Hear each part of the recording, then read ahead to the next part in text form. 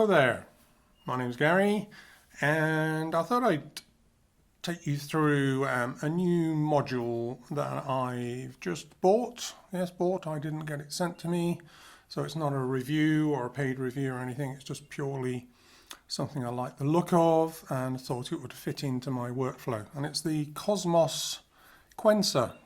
I think the Quencer bit comes from seQUENCER because it is a sequencer. And it's from Japan, a small company. I'll put the link in the description. I think they're called Center Village from Japan. Chap there who makes these, and it's a development from a few previous sequencers. But I actually got it, I suppose, for Christmas. But I've just been checking it out, making sure it's all working before I rewrap it. Yeah. Silly things we do. So it's a, like I said, it's really sold as a performance sequencer, and I think the reason being there's a lot of parameters in this circle that you can see that you can twiddle with as it's playing, and it's I suppose it's unique as a sequencer because it's got its own built-in sounds, as you'll see later. But at the moment, I'm going from CV and gate out into the Doppler mini synth, the A116 here, and that's going out to the mixer, and so on at the moment, just for the first part of the demonstration. I can put a little bit of reverb and delay on just to make it sound a bit more interesting later. We'll see how we do. But just to go through the basic layout. Well, no, I won't actually. I'll just go straight into it. Show you how to go from really quite simple through to much more complex. It suggests that it's a Euclidean sequencer with bias control, which I'll explain later. But it's, I think, a lot more than that. It took me a while, an hour or so, to sort of get it back to basics, get it back to scratch, which is just, finding a good, simple starting position that made sense to me, and then slowly building up the complexity. So I thought that's what I'd take you through now. I've probably put more of the complex stuff later at the beginning, just to tease you.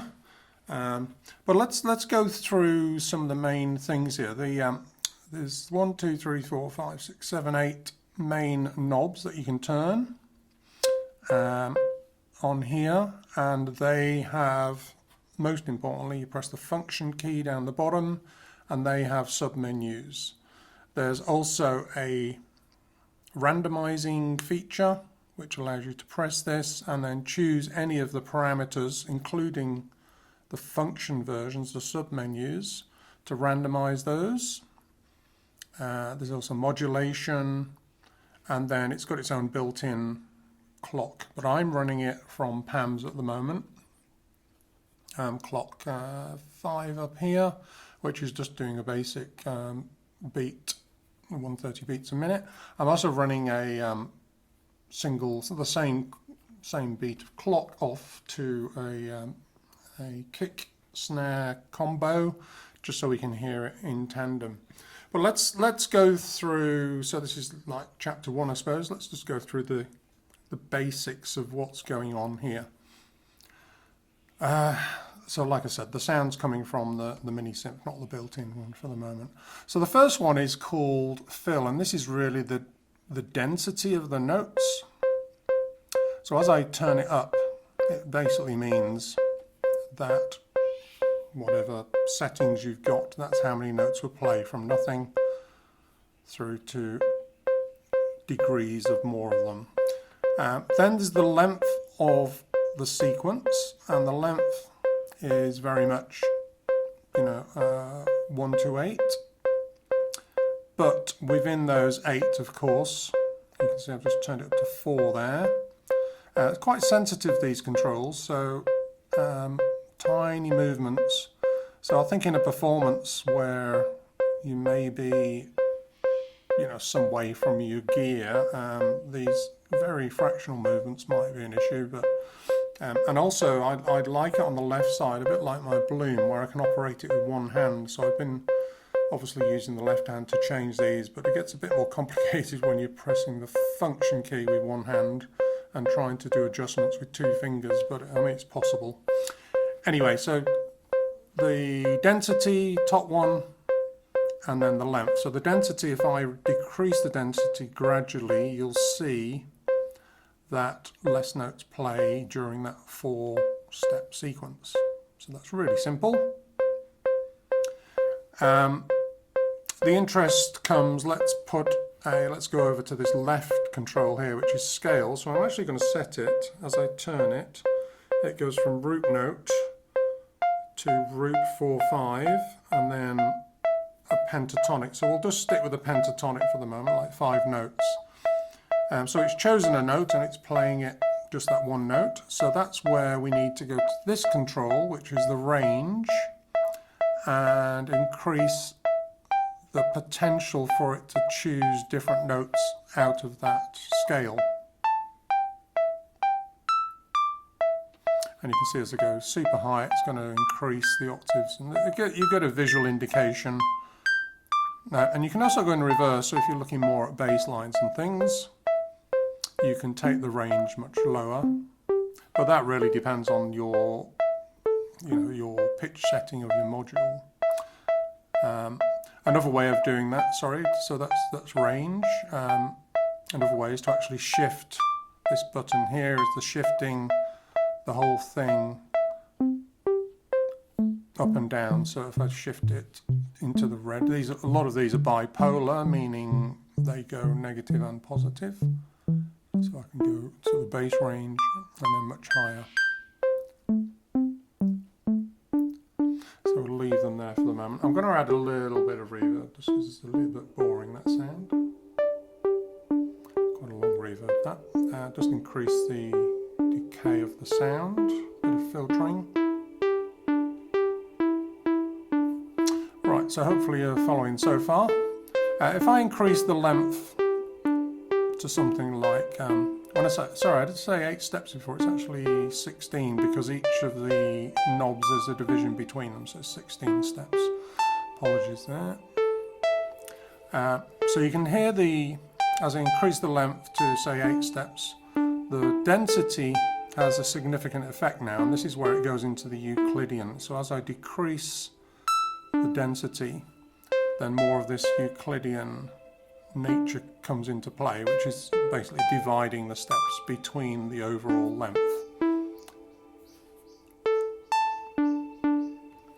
We can increase the speed of all of this. I'll do that in a second because we start to use the function keys, but I just want to stick to the top level at the moment. So you can see it gives an indication of what's going to play. There's also a rotation button here. It's called Roto, rotation. This sort of, I think, has the effect of moving the Euclidean left and right, and again it's bipolar, so red is negative.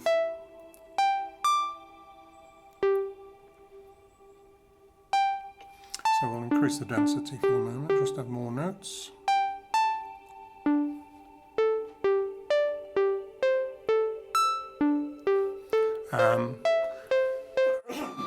Excuse me. And as I'm playing, let's make the range wider but lower. So as I turn the range into the negative, it has the effect of choosing more octaves but lower than the sort of start note.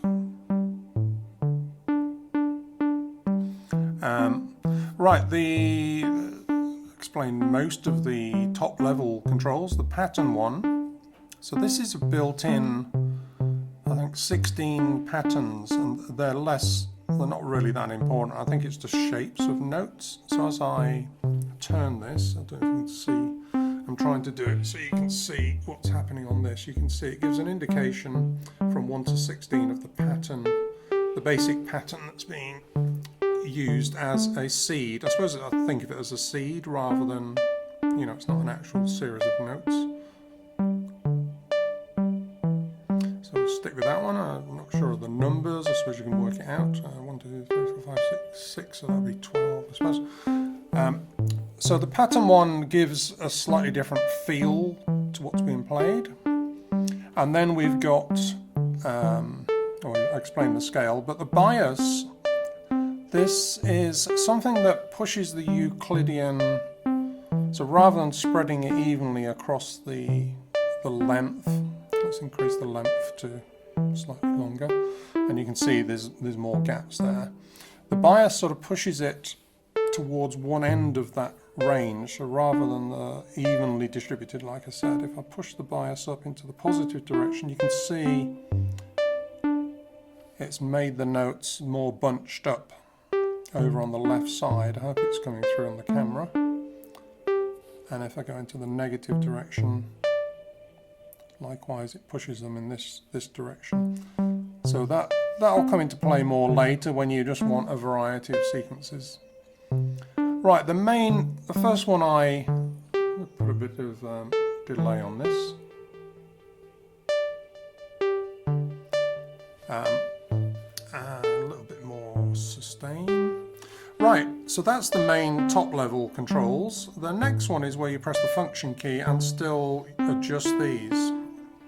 One of the ones I really liked straight away was this speed division, which is a sub-menu of this button here, the rotation. So if I push it into the positive direction, what it's doing is sort of semi-randomly adding extra notes. If I keep going in that direction, I suppose this will make more sense. Let's get a click beat going. So for this sub-menu it makes a bit more sense because there's more complex things happening. Let's get so this that's just drums coming from Erica Pico drums. I'll do for now. Turn the sequencer volume up. So like I said, this pressing the function key and then this rotation brings up the speed sub-menu. And we get some nice syncopation coming in. And I suppose, you know, in terms of getting a bass line going or something, you can increase the range into the lower register and shift the whole thing much more lower.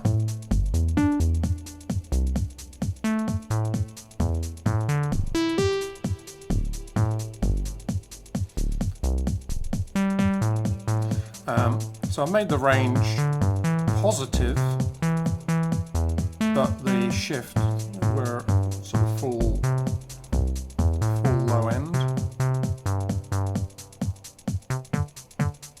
Increase the speed. So the speed, like I said, with all these controls, they're quite sensitive. So if I'm just doing minor adjustments here, pressing the function key in this, you can get it so it's much more of an even speed increase. If you go in between, and there's no real visual indication, you sort of have to do it by ear.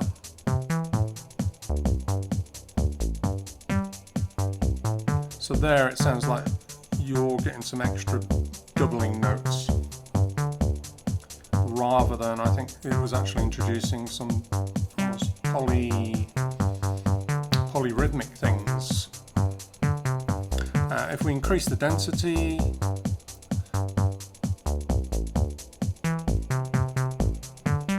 increase the range in the lower spectrum, lower range. I mean, you could, like with the density, the main one on the top here, you could of course have notes on every single step. If I push it all the way to the right and make the length full 16, so again in a range of 16, change the pattern.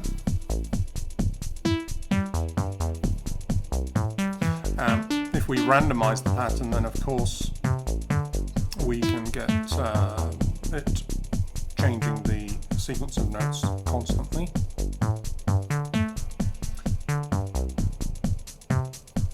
I'm going to go into the higher end of the spectrum for now, so for slightly different sequences.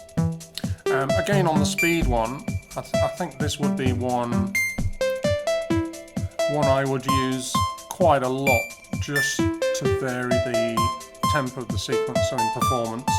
But like I said, it would require me, with the left hand, probably hit function with the pinky and then use these two fingers to do the rotation. So I could go from quite a slow sequence and then in performance, suppose hit the function, use the two fingers to increase the rate. I could obviously change the length, something shorter. Oh sorry, I've still got my fingers on the function key, so I'm actually changing the groove there. So let's carry on the sort of instructional side. So you can see as I press function and turn length, it brings up a thing called groove, making the sequence a bit more mellow. And this adds a bit of humanization, I suppose, to the thing. So we go in the positive direction. It sort of pushes some of the notes. It makes it a bit more jazzy, I suppose, more slightly out of time. Likewise in the negative direction. Well, that's what it's supposed to do.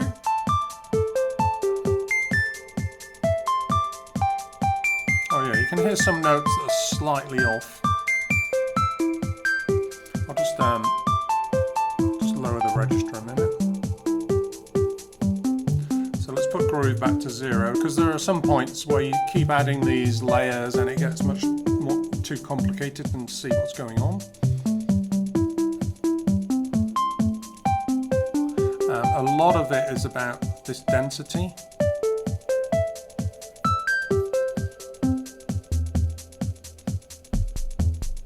Like if you want sporadic staccato bass notes.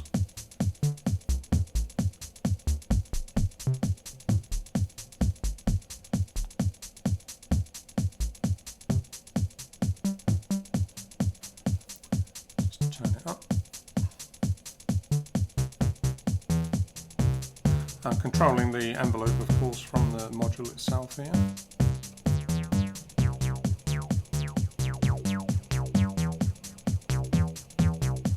And changing the scale on the fly as well to choose something slightly different. Increasing the density again. Because I suppose you can go from nothing, 0 density, to just adding occasional notes.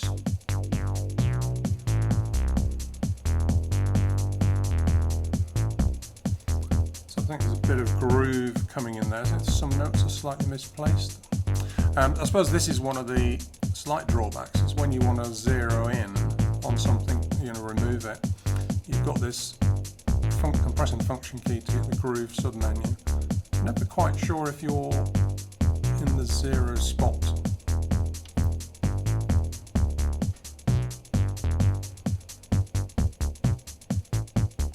Anyway, let's go back up into the higher range. Right, other sub-menus, we've got harmony, we've got the gate. So this is the gate that comes out of the external gate as far as I'm aware. So this is actually affecting the ADSR on the mini synth here. If I make it much shorter, then I'm in full control of the envelope on the synth itself.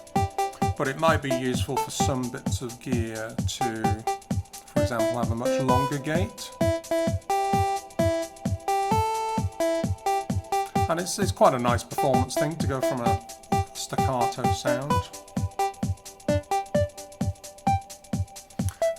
Other sub-menus, we've got the phrase. So this is, I think, variations on the pattern, like the phrase, how if it's using the whole phrase or just a small part of it. So I think if I turn it there, see what might be going on. Not quite sure. Again, like I said, I've literally been playing with this for an hour and a bit, so I'm just picking up the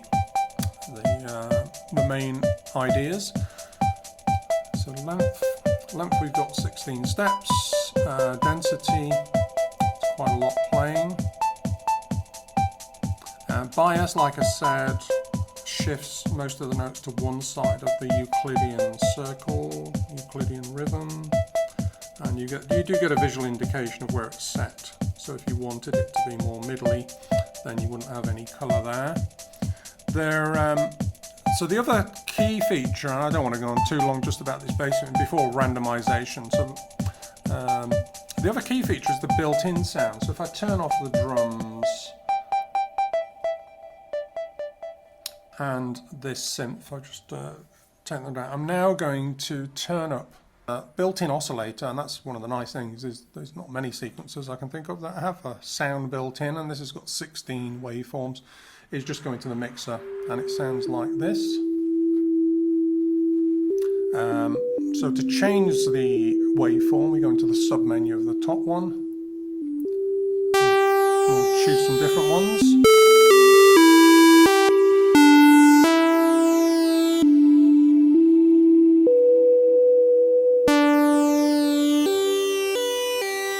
And again, like I said, I'm not sure if the gate affects that.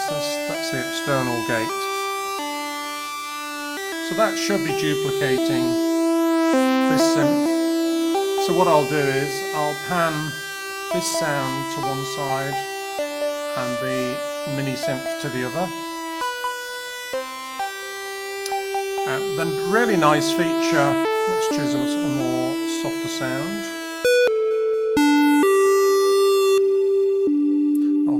The really cool feature of this built-in one is got a harmonizer. So I can see myself using this a lot. So if I turn up, that's a sub-menu, it's a function, turn up this.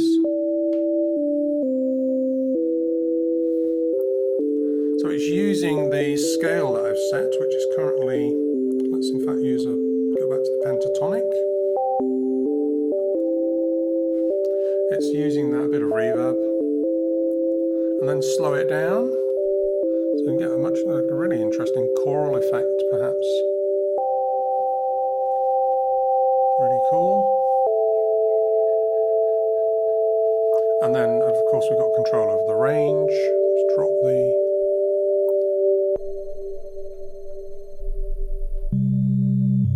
let's go into the lower range. Too low.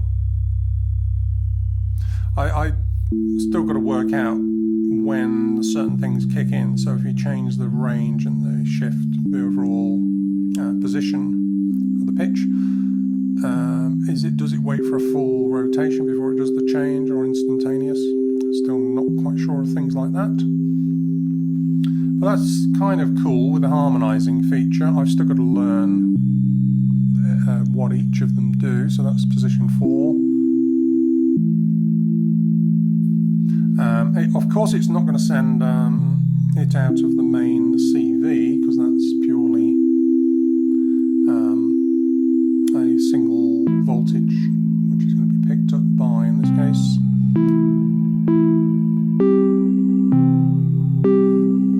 increase the speed, bit of drums.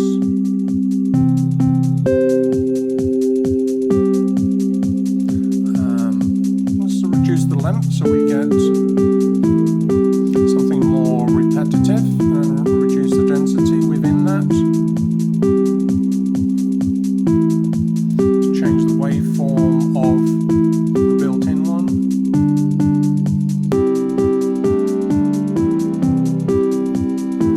So hopefully you've got the mini synth on the right. It's a bit Christmassy. Change the scale to something a bit less cheery. Let's go for a more diminished type thing.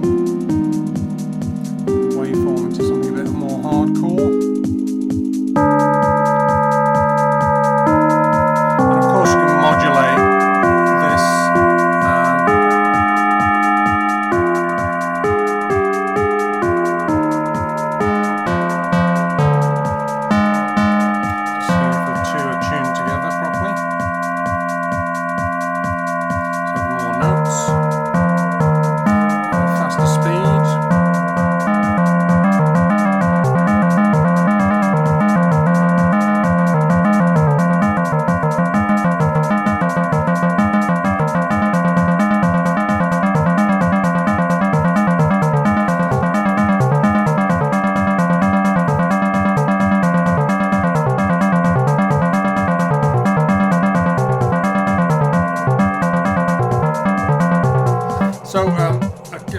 key thing, excuse me, that you probably noticed is the inbuilt sound.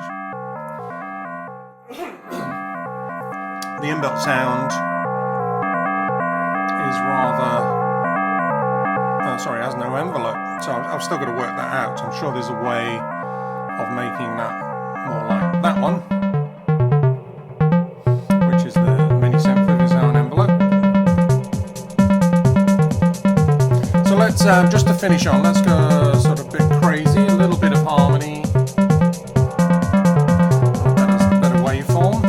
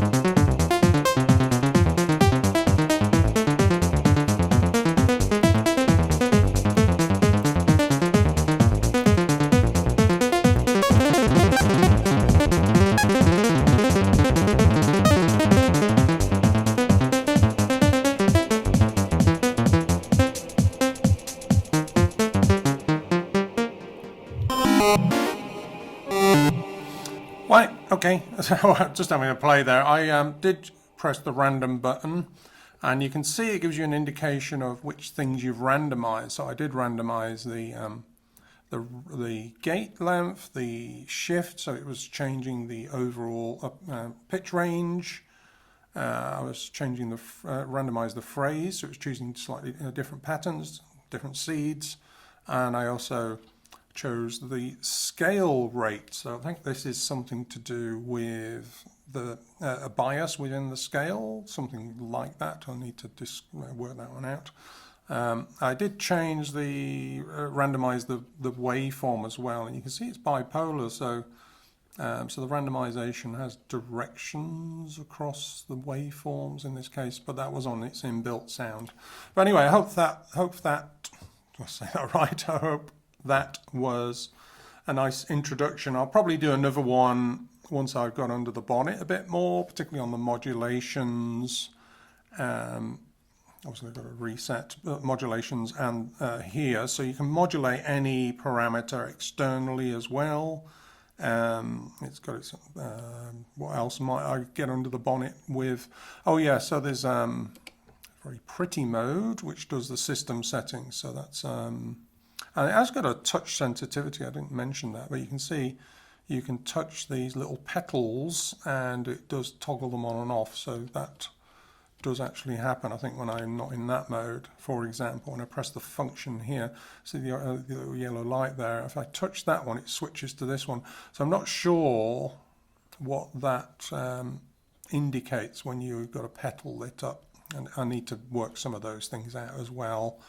But anyway, also the just to finish, there's some MIDI attachments. You can get a little 2HP thing which allows you to send MIDI clock in and out and MIDI notes and vice versa, or MIDI out.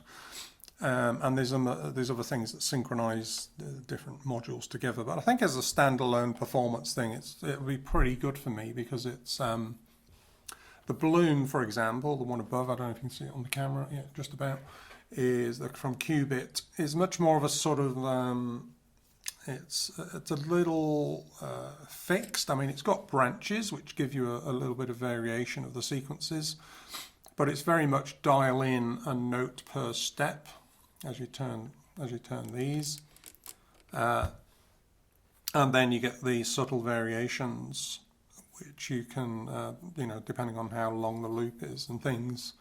It's got a mutation mode which will totally randomize it as well. Apparently, but within the scales that are set. This one I think has got a lot more flexibility. It can go from very sort of regimented sequences based on the patterns. It's also got loop ability to capture loops, so if you find something that's nice, you can lock it in. I've still got to work out how to do that as well. But hopefully you like that. Yeah, so this is the Cosmos Quencer from Japan. Cool little instrument. I haven't seen many reviews on YouTube, so it's one of the reasons for doing it as well. I just think it's it'll be nice to support the guy over there. I'm not sure how many he sold. This was serial 35, so I'm not sure if that means they've only got 35 of them, but I think it only came out in the middle of this year, so this latest version. So hopefully you like that. Bye-bye. Thank you.